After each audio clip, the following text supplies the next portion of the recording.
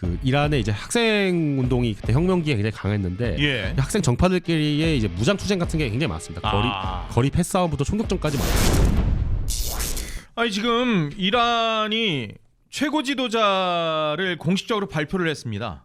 하메네이 차남 모즈타바를 공식적으로 발표를 했거든요.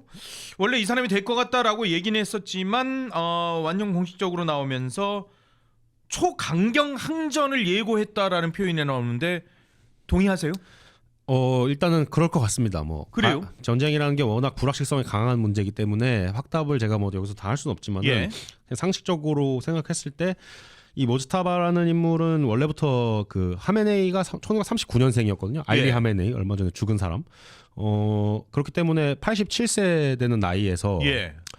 곧 있으면 뭐 이 사람은 자연사가 거의 확실시된 인물이었고 그렇죠. 예, 당연히 예. 이란 내부에서도 이 37년간 이 나라를 통치한 사람이 가면은 누구에게 이 승계가 이루어질 것인가에 예. 대해서 이란 정치의 파벌이 굉장히 복잡하기 때문에 예. 내부에서 어떤 얘기들이 오가고 있냐라는 당연히 추측을 할 수밖에 없었습니다. 그렇죠.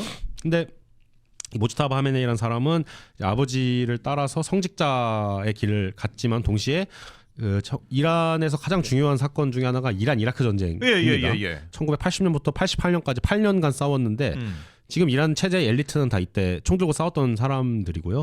모즈타바 하메네이도 17살인가 18살에 총 들고 나가가지고 이제 야전에서 아마 전투를 했던 거로 제가 기억을 하고 있어요. 우리로 말하면 그러니까 6.25 전쟁 때 학도병 같은 그런 상황들을 벌였던 거예요? 네네. 그러면서 이제 이 성직자들 중에 전쟁에 참전한 성직자들은 당연히 혁명 수비대와 단순히 그냥 뭐 권력 엘리트라서 끈끈한 걸 넘어서 말 그대로 전우기 때문에 굉장히 그 강경하고 보수적인 성향을 띠게 됩니다. 직접 전쟁에도 전투에도 참가를 했으니까 총 들고. 네네네. 그렇기 때문에 이제 이런 어떤 모즈타바 하메네이라는 인물이 그래서 혁명 수비대, 그러니까 이란의 권력 엘리트의 가장 중요한 보수파 내부에서는 성직자와 혁명 수비대인데 이 성직자와 혁명 수비대도 뭐 조직이 다르잖아요. 성향도 다르고. 근데 이 둘을 이제 함께 매개할 수 있는 인물로 모즈타바 하메네이라는 인물이 주목을 받았고요. 하지만 이 사람이 승계를 할 것이라고 이란 전문가들이 거의 예측을 하지 않았던 게 왜냐면은 어쨌든 이슬람 혁명이라는 게 그 전에 왕조를 무너뜨린 거기 때문에 또 근데 세습이 이루어지면은 정권의 정당성 자체가 사실은 무너지는 그런 거라고 이제 많이들 얘기를 했습니다. 그리고 이제 이란이 어쨌든 간에 그 내부에 이번에 시위와 유혈 진압에도 드러났듯이 현재 정부를 싫어하고 뭐 거의 증오까지 하는 인구 집단이 상당히 이제 있기 때문에 이란 정권 입장에서는 이들을 어쨌든 사실은 늘 위무를 해야 됐거든요. 그게 성공적이진 않았지만은 그렇기 때문에 차기 지도자가 뽑혔을 때 모즈타바 하메네이, 그러니까 차라리 강경파가 계승을 한다고 치더라도 모즈타바 하메네이는 아닐 것이다라는 게 너무나 이거는 정권의 정당성을 갉아먹는 자해 행위이기 때문에 그런데 문제는 이번에 전쟁이 시작되면서 이 하메네이 일가가 몰살이 됐죠. 지도자인 알리 하메네이도 죽고 그 사람의 아내도 죽었고 그리고 모즈타바 하메네이의 뭐 들리는 말에 의하면은 아내, 그러니까 하메네이 며느리죠. 그리고 손자들도 죽었다고 합니다. 그러면은 뭐 이 모즈타바라는 사람은 안 그래도 강경파인데 지금 내 가족들이랑 뭐 다 지금 어떻게 보면은 몰살당하는 상황이니까 더 악에 바칠 수밖에 없는 거네요. 그렇죠. 뭐 그러니까 지금 이 사람 아내랑 자식들이 죽었는지 아니면 다른 형제들의 아내랑 자식이 죽었는지 제가 아직은 좀 확인을 못 했는데 명확히 그것까지는 어쨌든 확인이 안 됐지만 일단 부모님 죽은 거는 뭐 확실하고 그리고 이제 또 결정적으로 그렇게 세습 논란이 사실은 사라진 거죠. 왜냐면은 일가족 다 죽고 내가 이제 했는데 누가 이거를 세습이라 하겠습니까?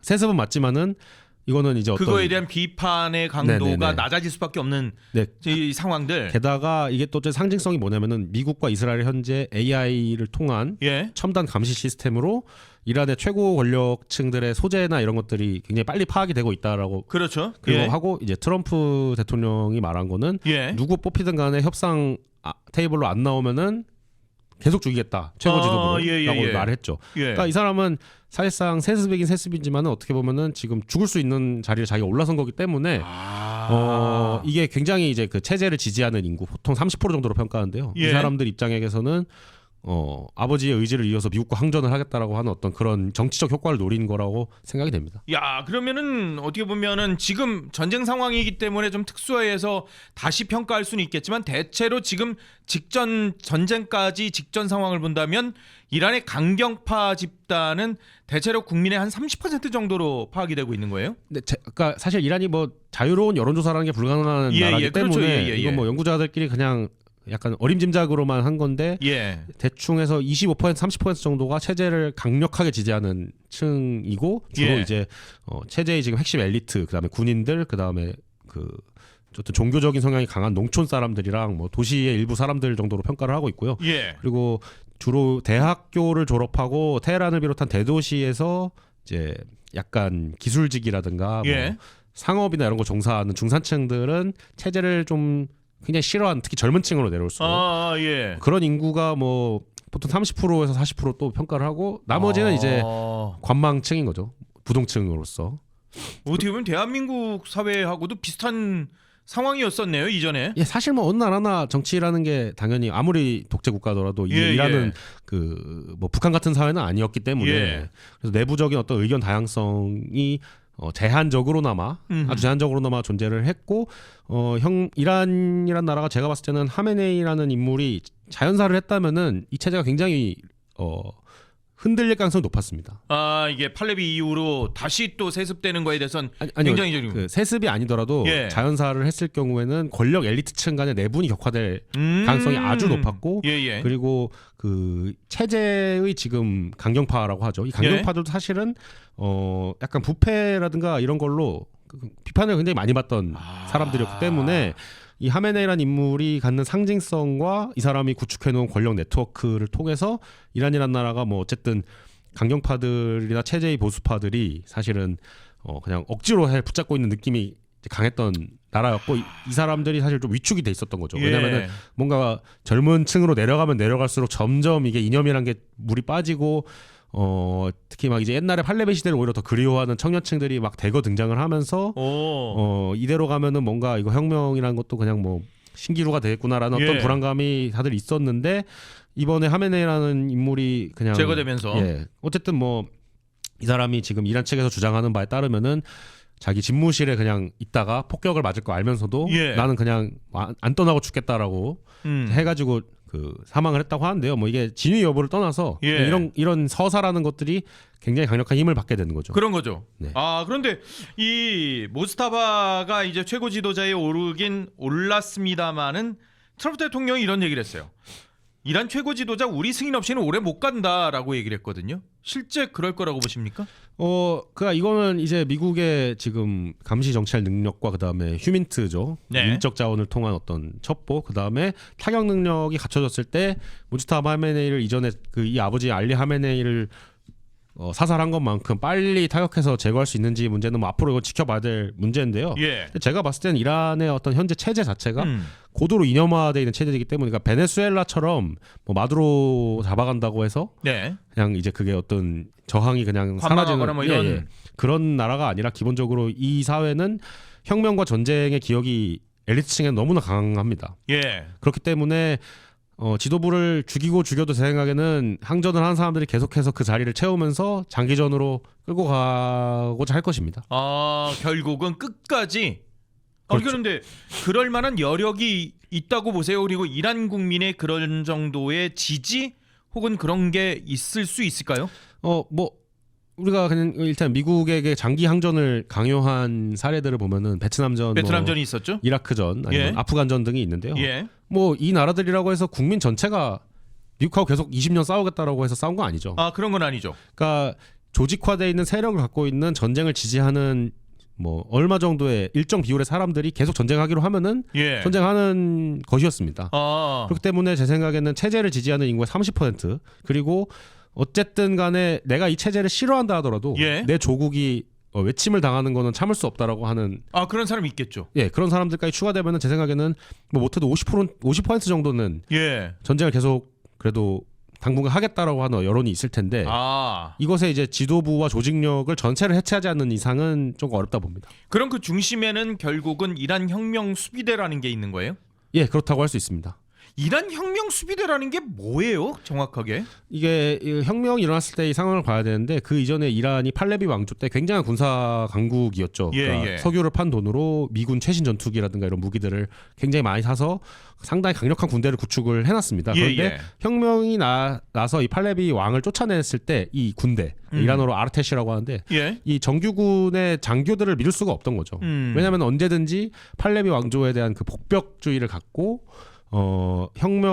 반혁명을 일으켜서 예, 자기들을 예. 쫓아낼 거라는 두려움이 있지 않겠습니까? 그렇겠죠. 그렇기 때문에 이 군대를 감독하고 뭐 어떤 이런 뭐랄까 이념적으로 통제할 수 있는 병력 집단을 만든 게 이제 혁명 수비대의 시작입니다. 예.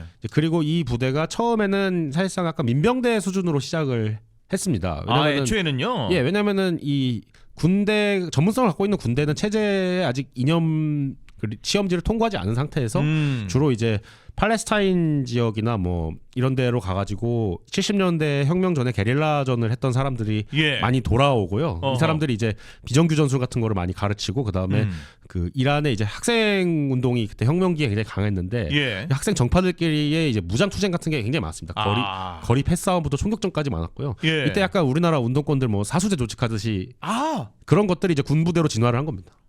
그게 진화해서 이렇게 네네. 정규군화된 거예요? 그러면서 이제 이 집단 혁명수비대라는 집단이 79년에 쿠르드 반란 진압에 처음 투입이 됩니다. 그 다음에 이라크가 침공을 해왔을 때 이 사람들이 이제 그 단순한 어떤 이념화된 어떤 무장 집단을 넘어가지고 예, 예. 정규군 이상의 투자를 받는 첨단 엘리트층으로 이제 진화를 해나간 거죠. 야, 그러니까 어떻게 보면 민병대 수준에서 그러니까 거듭거듭 진화해서 지금은 완전 최정예 부대가 된 상황이군요. 예, 그리고 기본적으로 이 혁명수비대의 특징이라고 할 때 놓쳐서는 안 되는 게, 그러니까 단순히 뭐 체제를 뭐 장악하고 있는 어떤 이념화된 군사 집단 이런 걸 넘어가지고 네. 전술이라든가 사고 방식 자체가 그래서 이 게릴라전에 대한 사고가 굉장히 강합니다. 게릴라전이요? 예, 왜냐하면은 이 혁명수비대의 창설 과정에서 이스라엘군이 이제 주로 팔레스타인 그랑 싸울 때 예. 이제 요르단이라든가 레바논 등지에 있는 그 게릴라 캠프에서 많이 싸웠거든요. 야셀 아라파트와 피에로 뭐 이런. 예. 그때 이제 갔던 사람들이 혁명수비대 창군 과정에서 굉장히 중요한 역할을 많이 했고, 예, 그래서 어떤 식으로 했을 때 이 현지민들의 지지를 얻어가지고 끝까지 항전을 하느냐, 그리고 어떤 식으로 병사들을 교육해가지고 파르티잔 게릴라로 만들어서 이념 항전을 계속하느냐, 뭐 이런 것들이 굉장히 일단은 사고방식에 뿌리 박혀 있고.